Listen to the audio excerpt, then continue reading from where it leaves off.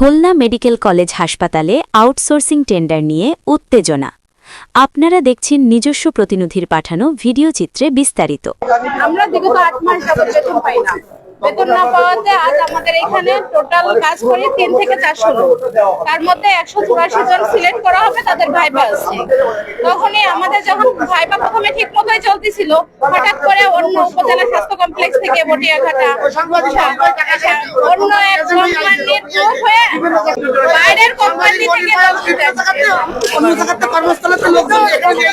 Interview দেওয়ার জন্য আমরা তাদের ঢুকতে দিইনি কেন, এর জন্য আমাদের ধাক্কা দিয়ে বলছে আমাদের আমরা বাইরের লোক ঢুকতে দিইনি, যে বাইরের লোককে না, আমাদের অধিকার আছে। আমাদের উপর থেকেও চিঠি আইছে, যারা অভিজ্ঞতা সম্পন্ন লোক আছে তাদের আগে বাইরের লোক, আমাদের লোক আছে অভিজ্ঞতা সম্পন্ন লোক নেওয়া হোক, কিন্তু বাইরে যারা এখন কর্মরত আছে উপজেলা স্বাস্থ্য কমপ্লেক্সে বটিয়াঘাটা আছে, তাদেরকে নিয়ে এসে অন্য এক গ্রুপ এখানে পরীক্ষা করা হচ্ছে।